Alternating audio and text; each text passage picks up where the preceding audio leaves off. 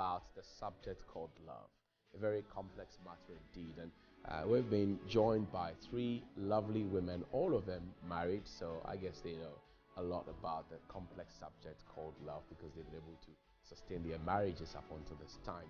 Joyce Ejare is chairperson, St. Louis Secondary School, the Dormitory Project. Hi, Joyce. Good morning. Good morning. How are you doing? Very well. Absolutely. And Wilma Affle as well is here. Wilma, good morning. Good morning. How are you doing? Very good. Wonderful. And last but not least, we have Rita Say.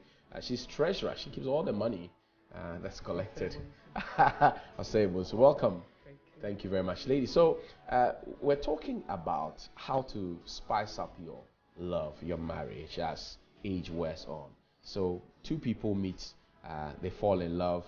The ceremony is beautiful, glamorous, and everything else. First few years, it's lovely, and then reality sets in, and then they start thinking, "Did I marry the right person? Did I marry the wrong person?" How do you sustain your love, say after 6 or maybe 5 years of marriage? I'll start with you, Joyce. Now, how do you sustain it? Just like you said, you need to spice up your relationship, which means that you have to add some elements that are not ordinarily there. Spicing up a relationship requires recognizing that your husband or your wife has needs and meeting them in a way that makes them happy, not you. I can give an example. For instance, women like roses, but maybe men don't. Right. So you're going to have to give to your husband not those roses, but what they interpret as love. Interesting. Well, what would you say? She's mentioned roses, but in our situation, not everybody admires roses. Some think it's boredom. They would rather choose contumely over roses. What would you say suits our case in the Ghanaian context? Well, in the Ghanaian, in terms of spicing up. Spicing up the relationship in the Ghanaian context, Ghanaian men seem to appreciate respect more. And so when you sustain that relationship with the respect aspect of it continuing, then you are going to have a perfect relationship. Now, there's some reason why the two of you met and like each other, okay? And so that thing that clicks the two of you together should be sustained. Now, as the marriage goes on and children come in, you seem to drift off and you're busy with your lives and other things. But I think whatever started from the very beginning should be sustained throughout. You make time for each other and you make time for the children as well. Interesting. Rita, let me ask you that telenovelas are flying left, right, center. The young people like myself are getting used to it. So the things that they see on TV, they want to actualize them in their relationships. Is that a way to go to spice up your relationship? No, I won't go for that. I will go for a situation where, as my sister said, mutual respect and also appreciating what the other person is also bringing on board. Yes, in marriage, human nature as we are, definitely there will be variations in terms of how we organize ourselves or do some things. But I'll go for appreciating what the other person is also bringing on board. In terms of appreciation, there could be money at the center of it all, where the lady finds a man who is well-to-do or vice versa, and 3 years down the line he loses his job or she loses the job. All the things that brought them together are no longer there. It's now a rough road. How do they cope, Joyce? I mean, I personally, I wouldn't go for a situation where I'm being looked after. I think that women are whole persons, and they can contribute financially, which is what you're raising. A young lady should go into a relationship because they have a connection with a person. It could come out of a common faith. I'm a Christian, and when I was looking out for someone to partner with, I knew that they had to be a Christian. So those are the things you look for, not elements like money, which are here today and gone tomorrow. I think it's crucial that you kind of calibrate and have some sense of how long-term this is going to be and what you really are looking for, because marriage is not a one-day wonder. Right. Yes, there are going to be hills and valleys, and you want to make sure that you can continue to sustain that if God blesses you with children, there are going to be responsibilities that are associated with that. And it does require for two people that can think together, that are genuine, you know, they're pretty much going in the same direction. Right. Yeah. Wilma, let me come to you. So the brothers go out and they look for shape, they look for facial beauty, they look for other things that will melt their heart like ice cream in the sun, make something tingle down their spine. Right. And as the age wears on, those things vanish. Right. They will not have the standing stuff. It will be falling off. How do they spice up at that point? Well, both parties need to realize that they are going to age. And as you are gaining, the woman is gaining weight and having a big tummy, well, the man is also going to be gaining weight and having a pot belly. But we all overlook that part of it. He gets a sugar baby. Yeah. Well, and that sugar baby will age anyway, and her needs too will be different, and he will realize that he can't even keep up with her needs, and so he should go with the one who he started with anyway. But both parties should stay focused on what, as I said in the beginning, what was the focus from the very beginning. If you need to lose some weight, keep up exercise together and keep in shape, complement each other. I think that's what will work. Let me come to you, Rita, now. Some people think that, well, a joint account, for example, will bond them together. Is that a way to go? No. To spice up your love? No. Not at all? No. Not any day? No. Why? I mean, it depends on where you are coming from. But for some people, it works. For others, no. There's one thing that somebody really advised me on, because I married when I was very young. And the person just told me that don't, it's like you are coming from a different background, different upbringing, as against a man who is also, you know, so don't think he will reason and anything that you think you've been brought up with is what he will also appreciate or. So you always have to meet each other halfway, or maybe 3/4 and 1/4. Anyway. Yes, you want to yeah, just like Rita is saying, it really depends on the dynamics of the relationship. Yes. You know, I've been married for 30 years. Congratulations. Well, thank you. We've always had a good understanding about money, and we haven't really worried about who's earning what. But some people keep separate accounts and it works fine for them.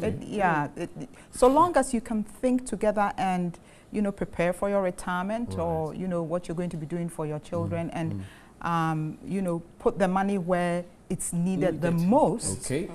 I think you're going to be fine. It's not so much a matter of I've got my money, you've got yours. It's the money may not be together necessarily in one place, but the thinking together is what does the magic, I think. So you heard it all here on New Day. Let's switch gears now. Haute Saint, 1952 was when St. Louis was formed. What does it mean, the Latin I just spoke? That all may be one. That all may be If God one. wills. If God wills. Yes. Absolutely. And I see. I like to say good morning to Auntie Ablachifa Gomashi. Right. Yes. She's been blocking our ears with St. Louis. She's one of ours. So very much the anniversary is coming up. 65 years, is it? Yes. Okay. Congratulations. Yes. Thank you. What's happening? I would love to leave it to Wilma, because she's been in the thick and thin of it all, you know, helping to organize this. So there we go. Right. So we're going to focus on the 92-year group, 1992-year group. So we are 25 years old since we finished school, and we were the largest class ever to be taken in the school. Right. And we're very feisty, strong-willed women. Right, and we are translating that energy we had 25 years ago into helping the school. So for this Speech and Prize Giving Day, we are going to sponsor. Then we are going to donate a lawnmower to the school. We are going to paint some of the classroom blocks, and we are going to give some of the classroom blocks a solar system to power when lights go out. Wow. Okay, so the program for the weekend, and it starts on Thursday, this Thursday. I want to explore the things you're Right. giving to the school. Lawnmower means you don't want them to be reading anymore. Yes, we want them to focus on their books. Solar, because you want to lead the national agenda Yes. to want us to get onto a solar panel system. And then the final one. We're going to paint some of the classroom Interesting, walls. Yes. absolutely. So, Okay. program for the weekend starts on Friday. Yeah, it starts on Thursday. Thursday, actually. Yes, today. That's today. Yes. What is today. happening? So there's going to be a jam, a school jam. Ah. So nice. Yeah. Reminiscing what we used to do when I see. we were students. Friday, there's going to be a mentorship program in the morning. Okay. There'll be various topics that the students were assigned to, right? And they'll be given certificates at the end to add to their Right. CVs. Right. Right. Then on Friday evening, there's going to be a barbecue. Okay. Right. Saturday morning, then we have the speech and prize giving day. Yeah. On Saturday evening, there'll be a dinner dance at the Golden Beam Right. Hotel Right. in Kumasi. I see. Right. So it starts with a jam today. Jam today. And Yes. the jam intrigues me indeed. Okay. What was your favorite song back in school, Joyce? Oh, get down on it. What was it? Get down on it, I guess. How about you, Rita Osebo? So what was your favorite, back in the day, fashion sense? Which was it? Back in the days or Yeah. back in school? Back in school, In school. 1992. The way the Catholic nuns dressed. Okay. Yes. That was The- how you liked it. Yes. Yeah. Yes, I really admire them, the way they Athletes. comported themselves, the way they organized the school, yes. Did you ever own a guarantee? A guarantee I don't think so. How about you, Wilma? Did you wear an afro hair? Yeah, I Back liked then? afro hair. You did. I've always had thick black hair, so I liked see. it. Yeah. Interesting. Yeah, So I like it's that. happening Yeah. on Saturday at St. Yeah. Louis campus. Everybody is invited. Yeah, everybody's Everybody's invited. invited. There's another highlight. Tell me.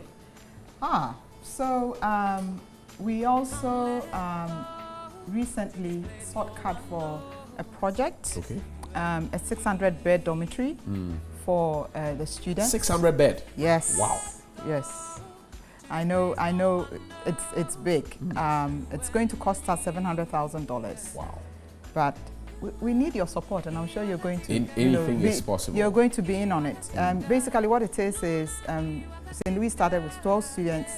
It grew to about 450 students, Okay. and now the school is required to have 2,400 students. Okay. But the facilities haven't grown to fit Right, that number. right. So we have come in as solution providers, Okay. at least to some extent, to provide the necessary beds that students need. And the agenda is to begin to tackle the issue of, putting girls in secondary schools Okay. when they qualify to go. And so we came together as Slopsons and Louis Pass Students Association Okay. to build a dormitory to help as Well, many let's- girls let's- as possible Let's see how it goes. to go to high school. Right. We wish you all the best. in Oh, your thank you so much. endeavor. And thank you to Rita Osebo. So she's treasurer and member of St. Louis All Students Association. Also to you, Wilma Afo. Thank you very much. And Joyce Ejari, she's chairperson of the association. She's in charge of the 600 dormitory, 600 bed dormitory project. Yes. Yes. Can I just chip in? Right.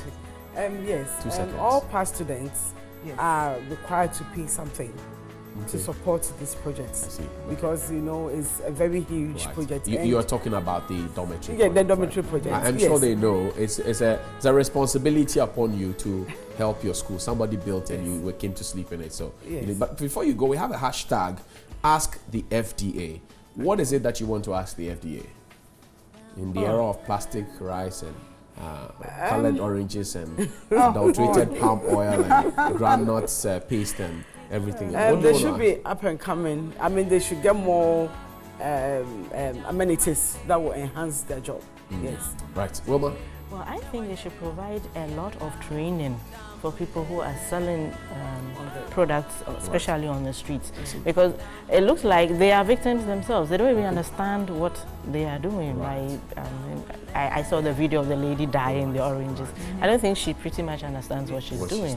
But I'm sure if she's educated on the risk involved in doing this probably will get Finally somewhere. for you, Joyce. Yeah, What do you want to see, ask the the reason for FBA? girl child education. If she knew what she was doing to those oranges, if she had gone to St. Louis, Of course. maybe that wouldn't have happened. But anyway, yes. I know the St. Mary's girls will disagree with you.